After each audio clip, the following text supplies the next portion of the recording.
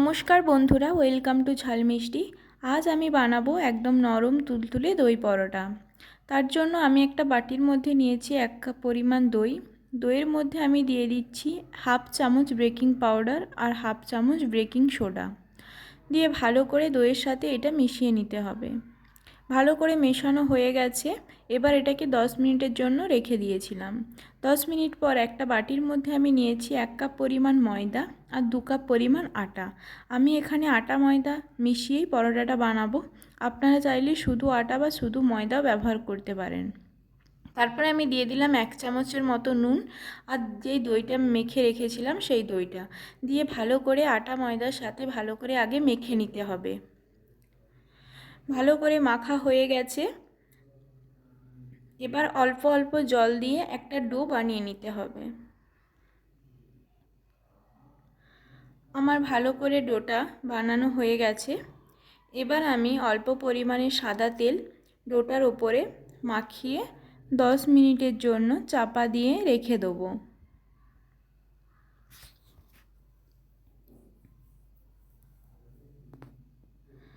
দশ মিনিট পর আমি আবারও ডোটাকে একবার ভালো করে মেখে নিচ্ছি।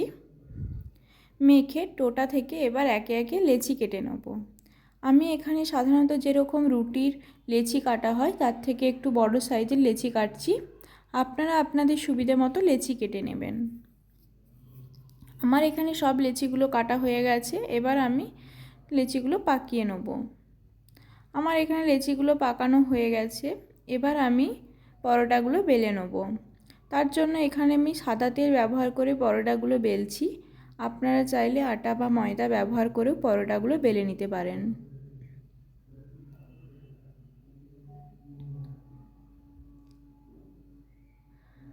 আমার এখানে পরোটাগুলো বেলা হয়েছে। এবার আমি উপর থেকে গ্রেট করে রাখা গাজর এইভাবে ছড়িয়ে ছড়িয়ে দিয়ে দিচ্ছি। আর দিয়ে দিচ্ছি কুচি করে রাখা ধনেপাতা, যাতে একটু দেখতে সুন্দর লাগে তার জন্য, আর খেতেও ভালো লাগে। এবার দিয়ে দেবো অল্প পরিমাণে সাদা তিল। আপনারা চাইলে সাদা তিলের পরিবর্তে কালো জিরেও দিতে পারেন। দিয়ে একবার এইভাবে বেলে নিচ্ছি যাতে বসে যায় সব গাজর আর ধনেপাতাটা। এভাবে সব পরোটাগুলো আমি বেলে নিয়েছিলাম। তারপরে আমি একটা তাওয়া বসিয়ে দিয়েছিলাম।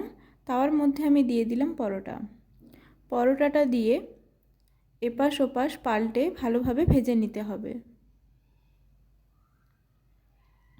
আগে আমি পরোটাগুলো ভালোভাবে ভেজে নেব। তারপরে আমি ঘি দিয়ে পরোটাগুলো ভেজে নেব।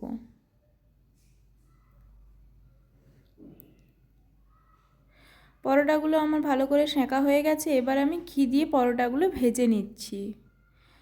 আপনারা চাইলে ঘিয়ের পরিবর্তে সাদা তেল দিয়েও পরোটাগুলো ভেজে নিতে পারেন। দিয়ে ওপর থেকে বাটার ব্রাশ করে দিতে পারেন। আমি এইভাবে সব পরোটাগুলো ভেজে নেব। বন্ধুরা, আপনারা অবশ্যই বাড়িতে একবার বানিয়ে দেখবেন। এটা খেতে খুবই সুস্বাদু হয় আর খুব নরমও হয়। আপনাদের যদি আজকের এই রেসিপিটি আমার ভালো লেগে থাকে তাহলে অবশ্যই লাইক এবং কমেন্ট করে জানাবেন। আর আপনি যদি আমার চ্যানেলে নতুন হয়ে থাকেন তাহলে অবশ্যই চ্যানেলটি সাবস্ক্রাইব করার অনুরোধ রইল। এভাবে দেখুন আমার সব পরোটাগুলো ভালোভাবে ভাজা হয়ে গেছে।